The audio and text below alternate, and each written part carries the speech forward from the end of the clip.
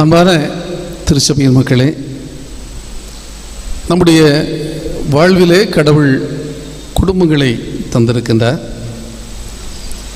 அந்த குடும்பங்களுடைய நோக்கம் என்ன என்ற ஒரு கருத்தை மனதிலே கொண்டு உங்களோடு புதிய சமுதாயத்தை உருவாக்கும் குடும்பம் என்கின்ற ஒரு பொருளிலே நான் சில சிந்தனைகளை நான் வைக்க விரும்புகின்றேன். ஏனென்றால் இந்த உலகிலே ஒரு சமூகம் எங்கிருந்து உருவாகிறது என்று சொன்னால் ஒரு குடும்பத்தில் இருந்து.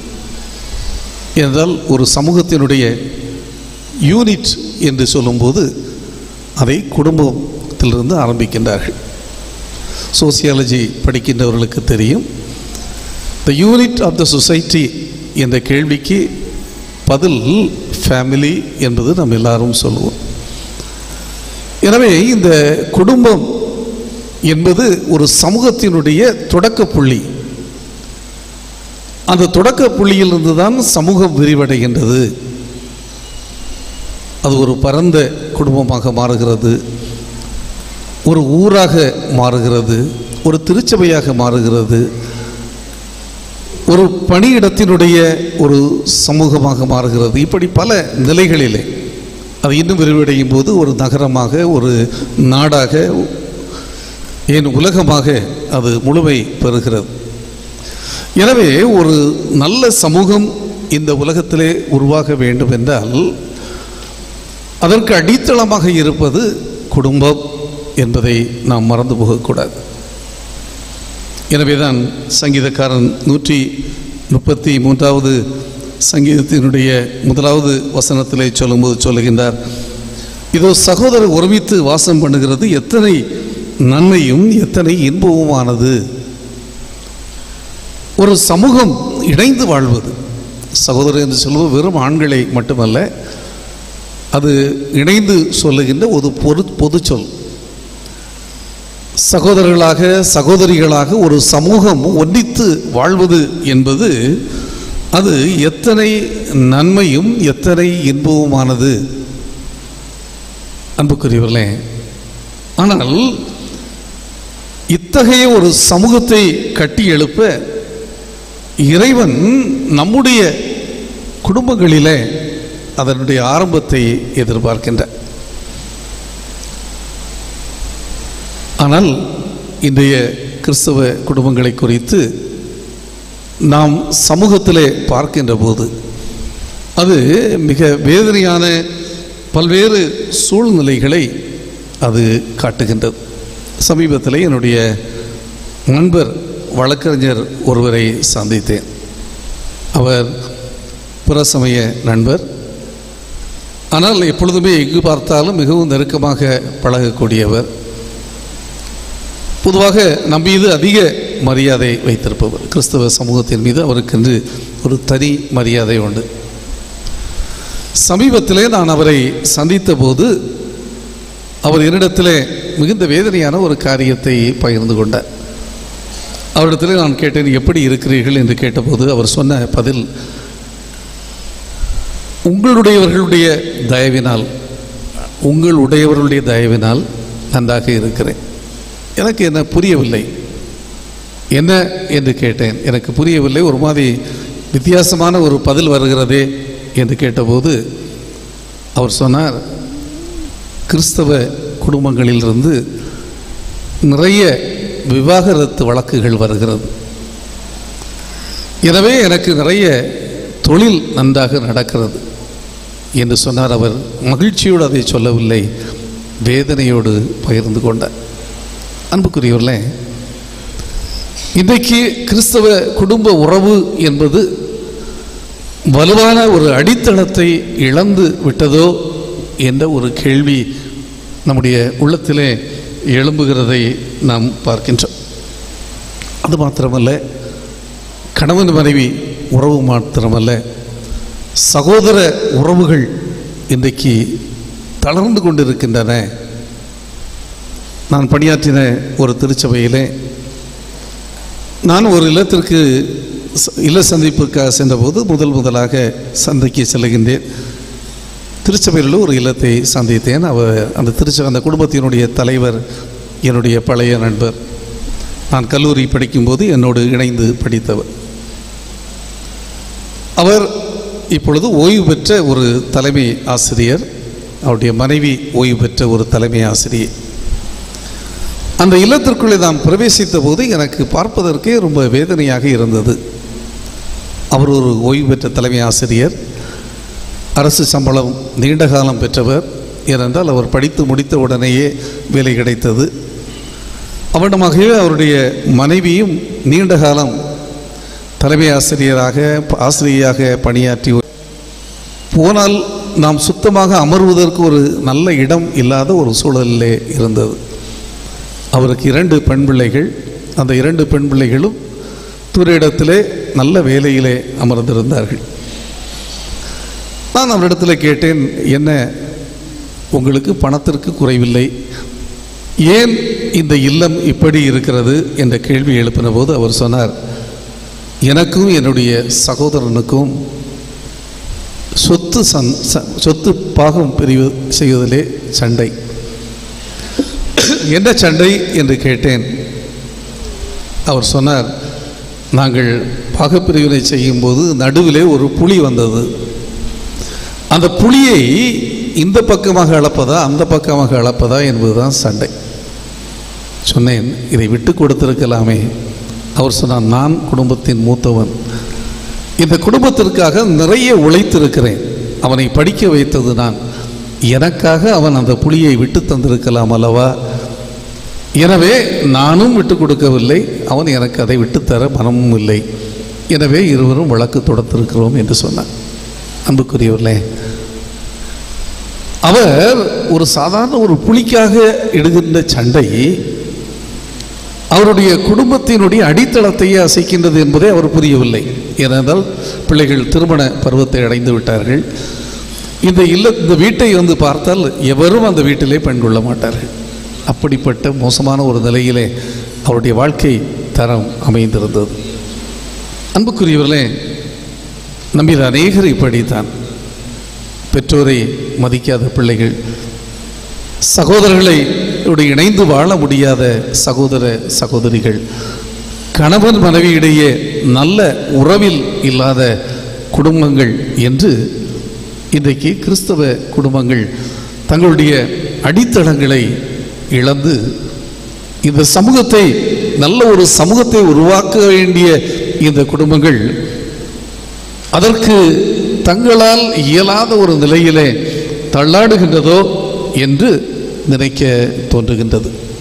அன்புக்குரியவர்களே, காரணம் நம்முடைய பிள்ளைகளை சிறு பருவத்திலேயே அதற்குரிய பக்குவத்தோடு வளர்ப்பதற்கு நாம் தவறிவிட்டோம் என்பதை இந்த நாளிலே நாம் புரிந்து கொள்ள வேண்டிய கட்டாயத்திற்குள்ளே இருக்கின்றோம். ஒரு காலத்திலே கூட்டு குடும்பங்கள், அந்த கூட்டு குடும்பங்களிலே நானெல்லாம் சிறு வயதிலே சொந்தக்கார இல்லங்களுக்கு செல்லும்போது ஒரு வீட்டிற்குள்ளே பிரவேசித்தால் அந்த வீட்டிற்குள்ளே 4 முதல் 5, 6 வரை குடும்பங்கள் இணைந்து ஒரே வீட்டிலே இருப்பார்கள். ஆனால் இன்றைக்கு ஒரு வீட்டிலே ஒரு குடும்பம் என்ற நிலைக்கு நாம் வந்துவிட்டோம். அதற்கு மேல் நம்மால் இணைந்திருக்க முடியவில்லை.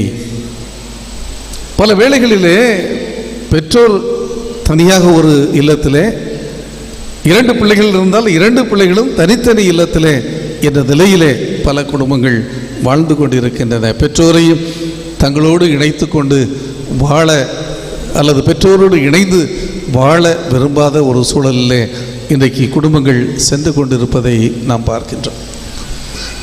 இதை நாம் மனதிலே கொண்டு இந்த வர நாட்களிலே நம்முடைய குடும்பங்கள், நம்முடைய பிள்ளைகள் ஒரு சிறந்த நிலையிலே அடிப்படையிலேயே உருவாக்கப்பட்டு அவர்கள் ஒரு நல்ல சமூகத்தை உருவாக்குவதற்கு நாம் அவர்களை ஆயத்தப்படுத்த வேண்டியது நம்முடைய கடமை.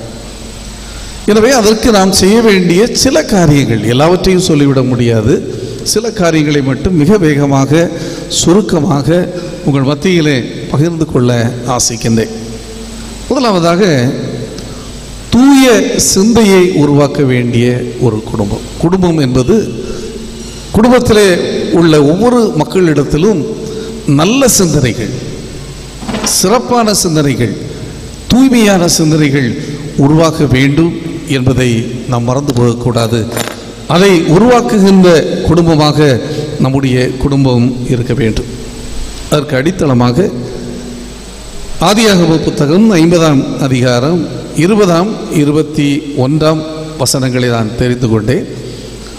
அதை வாசிப்பதற்கு முன்பதாக அந்த வசனங்களுடைய பின்னணியத்தை நான் உங்களுக்கு சொல்லுகிறேன். நம்ம எல்லாருக்கும் நன்கு தெரிந்த ஒரு நிகழ்வு இது. யோசேப்பை பற்றி நம்ம எல்லாருக்கும் தெரியும். சிறு வயதிலே தந்தையினுடைய செல்லப்பிள்ளை. அண்ணன்மார் அவனை மீது கோபம் கொண்டு அவனை பழிவாங்க துடித்து அடிமையாக விற்றுவிட்டார்கள். இப்பொழுது அவர்களுக்கு யோசேப்பு என்பவன் ஒளிந்து விட்டான். இனி அவனை நாம் சந்திக்கப் போவதில்லை. அவன் எங்கோ ஒரு இல்லத்திலே அடிமையாக அடிமை வேலை செய்து கொண்டிருப்பான் என்று நினைத்தார்கள். ஆனால் யோசேப்பை கடவுள் உயர்த்தி நாட்டினுடைய ஒரு உயர்ந்த அதிகாரியாக, அரசனுக்கு அடுத்த இடத்திலே கொண்டு வருகின்றார். அந்த சூழ்நிலையிலே அவருடைய சகோதரர்கள் உணவுக்காக அவனை தேடி செல்லுகின்றார்கள். அறியாமல், யாரென்று தெரியாமல் அவனை தேடி சென்று அவரிடத்தில் உணவை கேட்கிறார்கள். அடையாளம் கண்டுகொண்ட யோசேப்பு அவர்களுக்கு உணவை கொடுத்தது மாத்திரமல்ல, அவர்கள் கொண்டு வந்த பணத்தையும் கொடுத்து அனுப்புகின்றார். மறுபடியுமாக அடுத்த முறை உணவுக்கு வருகின்றார்கள். இப்பொழுது அந்த நிகழ்வுகளெல்லாம் உங்களுக்கு தெரியும். யோசேப்பு தன்னை அவர்களுக்கு யார் என்று வெளிப்படுத்துகின்றார். அப்படி வெளிப்படுத்தும் முன்பதாக அவர்களை நன்கு சோதிக்கின்றார். அவர்கள் எந்த அளவுக்கு மாற்றம் பெற்றிருக்கிறார்கள். ஏனென்றால் அந்த குடும்பத்தினுடைய இளைய மகனை கொண்டு வர சொல்லி, இவருடைய சொந்த சகோதரனை கொண்டு வர சொல்லி, அந்த சகோதரனிடத்தில் தன்னை போல அவர்கள் பகை உணர்வை காட்டுகின்றார்களா அல்லது பாசம் வைத்திருக்கிறார்களா என்பதை அவன் பரிசோதிக்கின்றார். இதையெல்லாம் நீங்கள் அந்த அதிகாரங்களை வாசித்தீர்கள் என்றால் நன்றாக தெரியும். அவன் தெளிவாக புரிந்து கொள்கின்றான். இப்பொழுது தன்னுடைய அண்ணன்மார் நன்றாக மாற்றம் பெற்றிருக்கிறார்கள். எனவே அவர்களை தன்னுடையவர்களாக வைத்து அவர்களை அவன் பராமரிக்க முடிவு செய்கின்றான். தன்னுடைய பெற்றோர், சகோதரர்கள் அத்தனை பேரையும் தன்னுடைய பராமரிப்பிலே எகிப்திற்கு அழைத்து வருகின்றார். இப்பொழுது தந்தை மரணம் அடைந்து விட்டார். இப்பொழுது அடுத்த பயம் சகோதரர்களுக்கு வருகின்றது. இந்த யோசேப்பு இதுவரைக்கும் நம் மீது கோபத்தை காட்டாததனுடைய காரணம் தந்தை உயிரோடு இருந்தார். தந்தை வருத்தப்படக்கூடாது என்பதற்காக இந்த யோசேப்பு நம்மை பகைக்கவில்லை, இனி பகைத்து விடுவான் என்று எண்ணம் கொள்கிறார்கள். நாம் வாசித்த அந்த பகுதி அழகாக அதை சொல்லுகின்றது. எனவே நேரடியாக அவர்கள் வராமல் தூதுவர்களை அனுப்புகிறார்கள். எப்படி சொல்லுகிறார்கள் என்றால், உன்னுடைய தந்தை சாகும் முன்பதாக என்னை அழைத்து உன்னுடைய சகோதரர்கள் மீது நீ பழிவாங்கி விடக்கூடாது, அவர்களை பகைக்கக்கூடாது என்று சொல்ல சொன்னார் என்று சொல்லி யோசேப்பினிடத்திலே செய்தி சொல்லி அனுப்புகின்றார்கள். இதை கேட்ட யோசேப்பு அழுதான் என்று சொல்லப்பட்டுள்ளது. ஆதியாகமம் 50ஆம் அதிகாரம் 17ஆம் வசனத்தை நாம் படிக்கின்ற போது, ஆகையால் உம்முடைய தகப்பனாருடைய தேவனுக்கு ஊழியக்காரராகிய நாங்கள் செய்த துரோகத்தை மன்னிக்க வேண்டும் என்று அவனுக்கு சொல்ல சொன்னார்கள். அவர்கள் அதை யோசேப்புக்கு சொன்னபோது அவன் அழுதான். ஏனென்றால் யோசேப்பினுடைய உள்ளம் ஒருபோதும் அவர்களை பகைக்கவில்லை, அவரிடத்தில் முழுமையான அன்பு கொண்டு இருந்தது. அடுத்ததாக இந்த யோசேப்பு ஒன்று செய்கிறான். அந்த எல்லாரையும் ஒன்று கூட்டுகின்றார். யோசேப்பினுடைய பிள்ளைகள் இருக்கிறார்கள், அவருடைய சகோதரர்கள் இருக்கிறார்கள், அவருடைய பிள்ளைகள் இருக்கிறார்கள். இப்பொழுது அந்த குடும்பம், ஒட்டுமொத்த குடும்பம் ஓரிடத்தில் கூடியிருக்கின்றது. தன்னுடைய சகோதரரை பார்த்து அவன் சொல்லுகின்றான், நீங்கள் தீமை செய்ய நினைத்தீர்கள், ஆனால் தேவன் அதை நன்மையாக முடிய பண்ணினார். எனவே அதற்கு காரணம் என்னவென்றால், உங்களை காப்பதற்காக, வெகுஜனங்களை காப்பதற்காக இது கடவுளுடைய திட்டம். நம்முடைய வாழ்க்கையில் நடப்பதெல்லாம் நாம் செய்கின்ற தவறாக நீங்கள் நினைக்க வேண்டாம். எனவே நீங்கள் எதற்கும் பயப்பட வேண்டிய தேவையில்லை, உங்களையும் உங்கள் பிள்ளைகளையும் நான் பாதுகாப்பேன். அன்புக்குரியவர்களே, இந்த நிகழ்வு மூலமாக யோசேப்பு தன்னுடைய குடும்பத்திற்கு, தன்னுடைய பின் சந்ததிகளுக்கு சொன்ன செய்தி என்னவென்றால், ஒருவரை ஒருவர் ஒருபோதும் பகைக்கக்கூடாது. குடும்ப உறவுகள் என்பது அன்பினால் கட்டப்பட வேண்டும். குடும்ப உறவுகளிலே ஒருவருக்கொருவர் ஆதரவாய் இருக்க வேண்டும். குடும்ப உறவுகளிலே நாம் எப்பொழுதும் நம்பிக்கையை கொடுக்க வேண்டும். ஒருவருடைய கஷ்டங்களிலே மற்றவர் கரம் நீட்டி அவர்களை தாங்கி நிற்க வேண்டும் என்பதை ஒட்டுமொத்த குடும்பத்தின் தன்னுடைய சந்ததிகளுக்கு அவன் கற்றுக் கொடுக்கின்றான். தீய எண்ணங்களோடு வாழாதிருங்கள். பழிவாங்க வேண்டும் என்ற குணம் ஒருபோதும் கூடாது. பழிவாங்குதல் அல்ல, இணைந்து வாழ்வது தான், தவறை உணர்ந்து வாழ்வது தான் சரியான ஒரு வாழ்க்கை என்பதை தன்னுடைய பின் சந்ததிகளுக்கு அவன் கற்றுக் கொடுத்தான். அன்பான பெற்றோரே, அன்பான பெரியோரே, நம்முடைய பிள்ளைகள் அத்தகைய நல்ல பண்புகளிலே வளருகின்றார்களா என்பதை நாம் சீர்தூக்கி பார்க்க வேண்டும். ஏனென்றால் அவர்கள் எங்கே கற்றுக்கொள்கிறார்கள் என்று சொன்னால் நம்மிடத்திலிருந்து கற்றுக்கொள்கிறார்கள். நாம் மற்றவர்களை பழிவாங்க துடித்தால் அவர்களும் உள்ளத்திலும் பழிவாங்குகின்ற எண்ணம் வளரும். நாம் மற்றவர்களை மன்னித்தால் அவர்களும் அதை நம்மிடத்திலிருந்து கற்றுக்கொள்வார்கள். நாம் மற்றவர்களை பழி வாங்குவது அல்ல, மற்றவர்களோடு இணைந்து இசைந்து வாழ்வது. அதற்காக அவர்கள் நமக்கு விரோதமாய் தவறுகளை செய்தால் கூட அதை மன்னிப்பதற்கு நாம் ஆயத்தமாய் இருக்க வேண்டும் என்ற நல்ல சிந்தை அவர்களுக்குள்ளே வளரும்.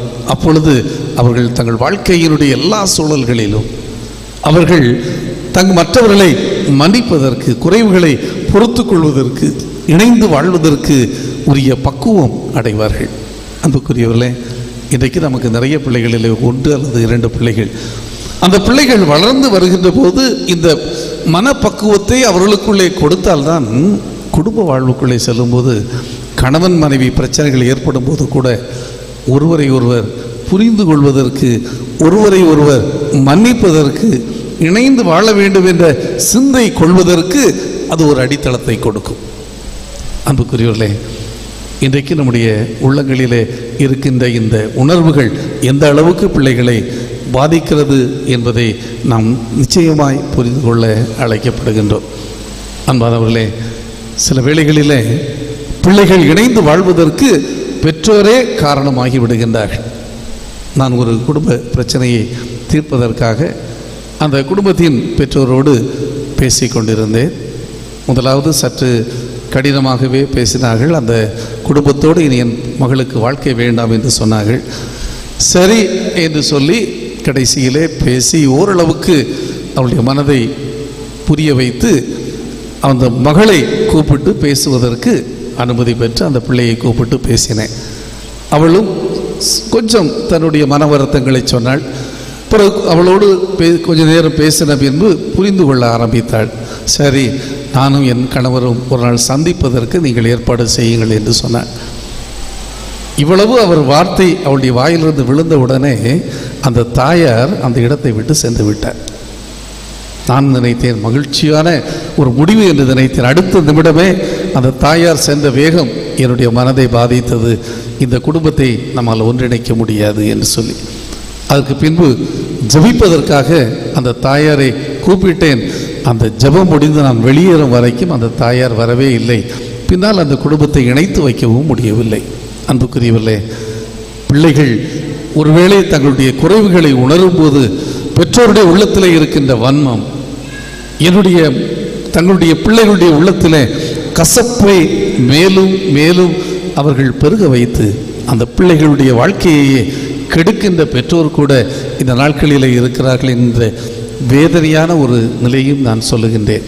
அன்பானவர்களே, நல்ல ஒரு சமூகம் உருவாக வேண்டும் என்றால் நம்முடைய உள்ளங்கள் கனிவான உள்ளங்களாக, அன்புள்ள உள்ளங்களாக, மற்றவருடைய பிள்ளைகளை பொறுக்கின்ற உள்ளங்களாக, மற்றவர்களோடு இணைந்து வாழ்வதற்கு ஏற்ற நல்ல சூழ்நிலையை நம்முடைய குடும்பத்தில் ஏற்படுத்தி கொடுத்து நம்முடைய பிள்ளைகளுக்கும் அதை நாம் கற்றுக் கொடுக்கின்ற போது தூய சிந்தை நம் பிள்ளைகளிலே உருவாகி குடும்பங்களும் நாம் வாழ வருங்கால சமூகமும் சிறப்புள்ள ஒரு சமூகமாக உருவாக்க முடியும். இரண்டாவதாக, பெற்றோர் மீது நம்பிக்கையை உருவாக்க வேண்டும். பெற்றோர் மீது மட்டுமல்ல, குடும்பத்திலே ஒருவர் மீது ஒருவர் நல்ல நம்பிக்கையை உருவாக்க வேண்டும். நாம் நற்செய்தி பாடமாக வாசி கேட்ட லூக்கா எழுதின நற்செய்தி நூல் 15ஆம் அதிகாரத்தில் நாம் வாசிக்க கேட்ட அந்த பகுதி நம்ம எல்லாருக்கும் நன்கு தெரிந்த ஒரு நிகழ்வு. இயேசுவானவர் பிதாவினுடைய அன்பை சொல்வதற்காக, கடவுள் எவ்வளவு மன்னிக்கிறார் என்பதை சொல்வதற்காக சொன்ன ஒரு பகுதி. ஆனால் அந்த பகுதியிலே மிக முக்கியமான ஒரு கருத்து குடும்பத்திற்கு அடங்கி இருக்கின்றது. அந்த நிகழ்வு உங்களுக்கு தெரியும். ஒரு மிகவும் போக்கிரியான ஒரு மகன், கீழ்ப்படியாத ஒரு மகன், பொல்லாத ஒரு மகன். அவன் தந்தையிடத்திலே வந்து என்னுடைய பங்கை எனக்கு தார். அவன் கேட்டவுடனே தந்தை அவனுடைய பங்கை கொடுத்து விடுகின்றார். தந்தையினுடைய கரத்திலே அந்த பங்கை வாங்கினவன் அதை ஊதாரித்தனமாக செலவழித்து அழித்து விடுகின்றான். சொற்ப காலங்களிலே அவன் அழித்ததனுடைய விளைவு இப்பொழுது அவன் வெறுமையாய் இருக்கின்றான். தேசத்திலே பஞ்சம், அவன் கையிலே காசில்லை, நண்பர்கள் விட்டு போய்விட்டார்கள், தனித்தவனாக நிற்கிறான், கையிலே ஒன்றுமில்லை. உணவிற்காக எங்காவது அலைகின்றான், ஓரிடமும் உணவு கிடைக்கவில்லை. கடைசியில் ஒரு வேலை கிடைக்கிறது, பன்றிகளை மேய்க்கின்ற வேலை. ஏன் பன்றிகளை மேய்க்கின்ற வேலை என்பதை இயேசுவானவர் பயன்படுத்தினார் என்று சொன்னால், யூதர்கள் அருவருக்கின்ற ஒரு மிருகம் பன்றி. இந்த அருவருக்கின்ற மிருகத்தை இவன் மேய்க்கின்றான். அந்த அளவுக்கு ஒரு தாழ்ந்த நிலைக்கு அவன் சென்று விட்டான். அது மாத்திரமல்ல, அந்த பன்றி தின்கிற தவிட்டை இவன் சாப்பிட ஆசைப்படுகிறான். அந்த அளவுக்கு பசி. அன்புக்குரியவர்களே, இப்பொழுதுதான் அவனுடைய உள்ளத்திலே ஒரு எண்ணம் ஓடுகிறது, என் தந்தையினுடைய வீடு, அந்த வீட்டிலே எத்தனை வேலைக்காரர்கள், அவர்கள் எவ்வளவு மகிழ்ச்சியாய் வாழுகிறார்கள், அவர்களுக்கு உணவு பூர்த்தியாய் கிடைக்கிறது.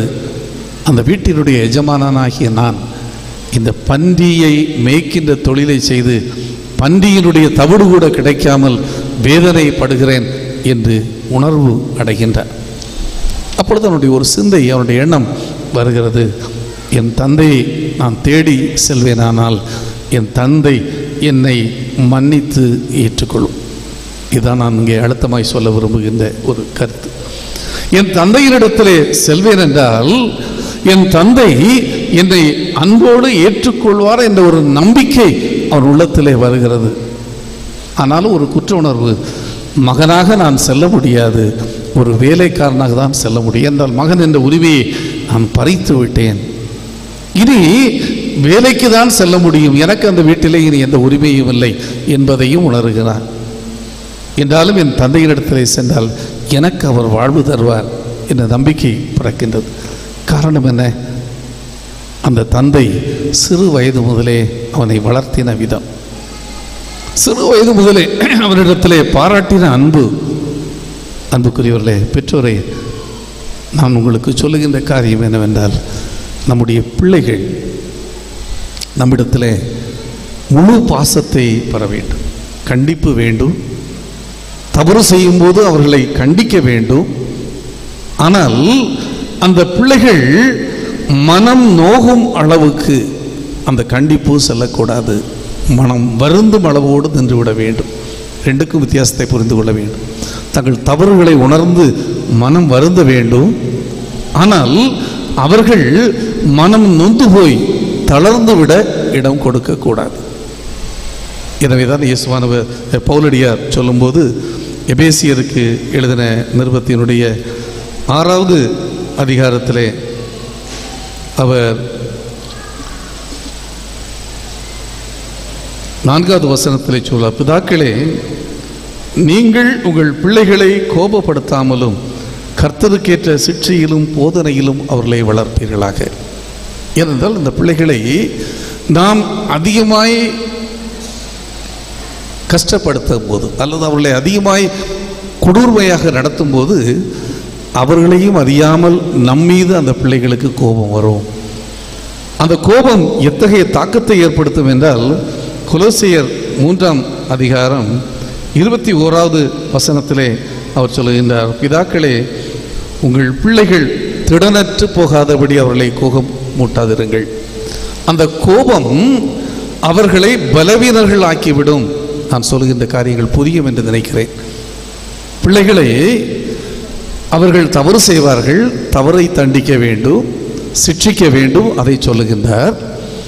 ஆனால் அது எப்படி இருக்க வேண்டுமாம்? கர்த்தருக்கேற்ற சிட்சை இருக்க வேண்டும். அந்த பிள்ளைகள் கோபம் அடையக்கூடாது. ஏன் கோபம் அடையக்கூடாது என்று சொன்னால், கோபம் அடைந்தால் அவர்கள் நம்மை தாக்கி விடுவார்கள் அல்ல, அவர்கள் தளர்ந்து போவார்கள். பல வேளைகளிலே சில பெற்றோரை தவறு செய்த பிள்ளைகள் அணுகவே முடியாது. அதற்கு பிறகு அந்த பிள்ளைகளை அப்படியே வெறுத்து ஒதுக்கி விடுவார்கள். இன்னும் சில தாய்மார்கள் இருக்கிறார்கள், அந்த பிள்ளை எவ்வளவுதான் திருந்தி வாழ்ந்தாலும் ஏதோ ஒரு நாள் செய்த தவறை திரும்ப திரும்ப சொல்லி காட்டிக்கொண்டே இருப்பார்கள். அது அந்த பிள்ளையினுடைய உள்ளத்தை கோபப்படுத்தி அந்த பிள்ளையை பலவீனப்படுத்தி கொண்டே இருக்கும். அன்பானவர்களே, நம்முடைய பிள்ளைகளுக்கு நாம் கொடுக்க வேண்டிய நம்பிக்கை என்னவென்றால், என் தாய் என் தந்தை நான் தவறு செய்தால் என்னை கண்டிப்பார், என்னை தண்டிப்பார், ஆனால் அவர் என்னை கைவிட மாட்டார் என்ற நம்பிக்கை அந்த பிள்ளைகளுக்கு இருக்க வேண்டும். அவர் ஒருபோதும் என்னை ஓரம் கட்ட மாட்டார் என்ற நம்பிக்கை அந்த பிள்ளைகளுக்கு நாம் கொடுக்க வேண்டும். அன்புக்குரியவர்களே, இன்றைக்கு சமூகத்தில் பிள்ளைகள் தற்கொலை செய்து கொள்கிறார்கள் என்று சொன்னால் அதற்கு பின்னால் இருக்கின்ற காரணம் பெற்றோர் மீது அவர்களுக்கு நம்பிக்கை இல்லாத ஒரு நிலை. பெற்றோர் பாசமுள்ளவர்கள் தான், ஆனால் அந்த பாசத்தை எப்படி காட்டுவது என்று தெரியாது. பிள்ளை தவறு செய்துவிட்டால் கொடூரமாக நடந்து கொள்வார்கள். அன்பானவர்களே, நம்முடைய வாழ்க்கையிலே நம்முடைய பிள்ளைகளுக்கு நம்பிக்கை கொடுக்கின்ற பெற்றோராய் வாழுவோம். அந்த மகன், இளைய மகன் நினைக்கின்றார், என் தந்தையினிடத்திலே சென்றால் ஒரு வேலைக்காரனாவது என்னை வைத்துக் கொள்வார், நான் எவ்வளவு தப்பு செய்திருந்தாலும் என்னை அப்படியே அடித்து விரட்டி கொல்ல மாட்டார், ஒரு வேலைக்காரனாக என்னை ஏற்றுக்கொள்வார் என்ற நம்பிக்கையோடு அந்த இல்லத்திற்கு வருகிறார். தந்தை அவனை தூரத்திலே கண்டு அவனை அடையாளம் கண்டுகொண்டு ஓடி போய் கட்டிப்பிடித்து முத்தம் செய்தார். அவன் சொல்லுகின்றான், என்னை வேலைக்காரனாக வைத்துக் கொள்ளும். தந்தை சொல்லுகின்றார், இல்லை இல்லை, நீ என் மகன்தான். அன்புக்குரியவர்களே, இத்தகைய ஒரு நம்பிக்கை ஊட்டுகின்ற பெற்றோராய், நம்பிக்கை ஊட்டுகின்ற உடன் பிறந்தவர்களாய் இந்த சமூகத்திலே நாம் வாழ வேண்டும். அப்பொழுதுதான் நம்முடைய குடும்பங்கள் இணைந்து வாழும் என்பதை மறந்து போகக்கூடாது. என்னுடைய பெற்றோரிடத்திலே சென்றால் எனக்கு வாழ்வு உண்டு, என் சகோதரிடத்திலே சென்றால் எனக்கு வாழ்வு உண்டு என்று ஒருவருக்கொருவர் நம்பிக்கை கொடுக்கின்ற ஒரு சமூகமாக நம்முடைய சமூகத்தை, பிள்ளைகளை நாம் உருவாக்க வேண்டிய பொறுப்பு பெற்றோருடையது என்பதை நாம் மறந்து போகக்கூடாது. மூன்றாவதாக நான் வேகமாக செல்ல ஆசைக்கின்றேன். கொலோசியருக்கு எழுதின நிருபம் 3வது அதிகாரத்தில் அங்கே பவுலடியார் மிக அழகான பல உண்மைகளை கொஞ்ச பகுதிக்குள்ளே சொல்லுகின்றார்.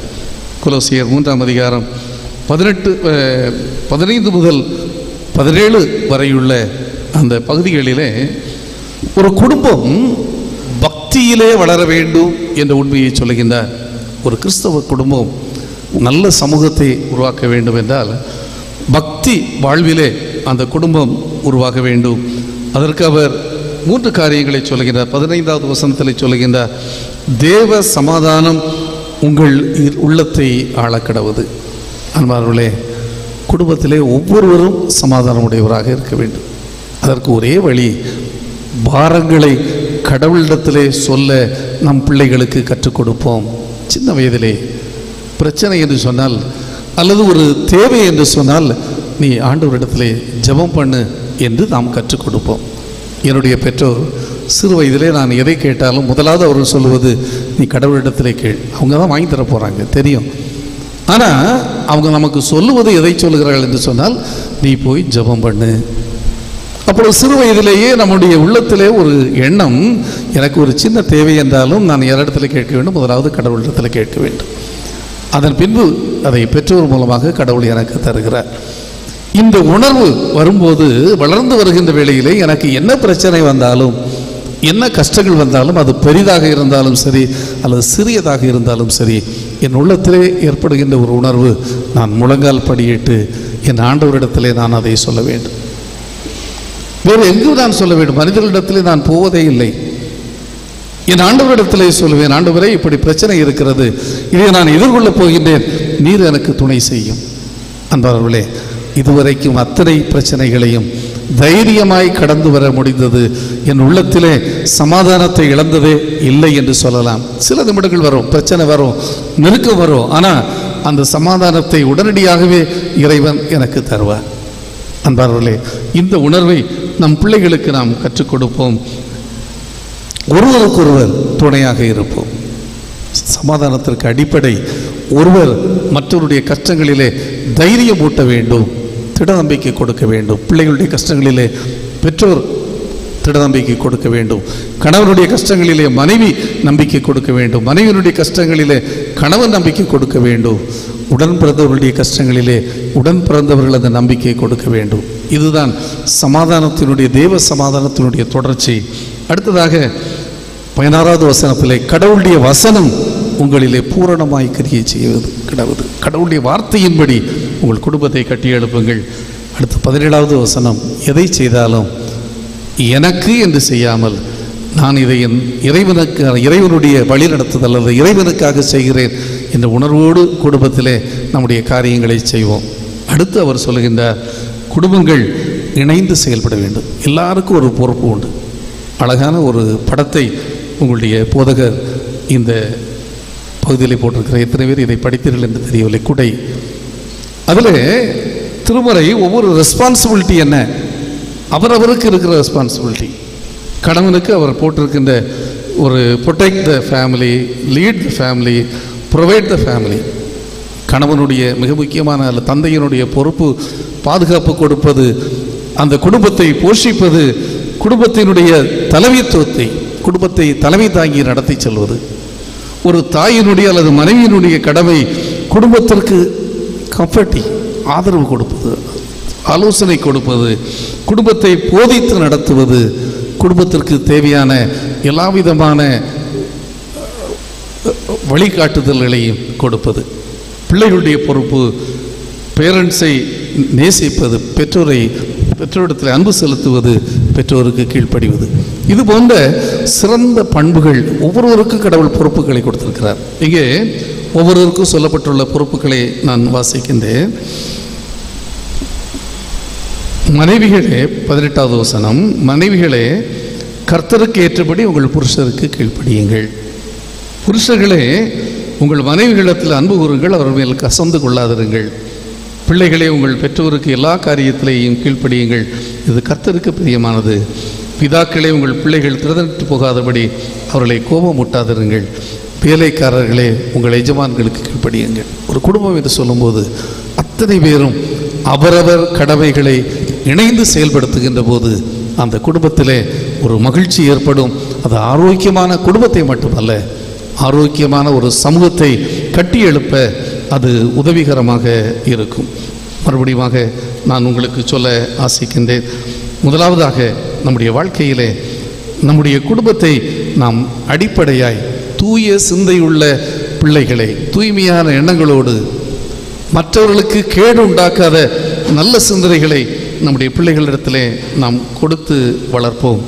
பெற்றோர் மீது, உடன் பிறந்தவர் மீது நம்பிக்கையை உருவாக்குகின்ற குடும்பமாக நம்முடைய குடும்பத்தை உருவாக்குவோம்.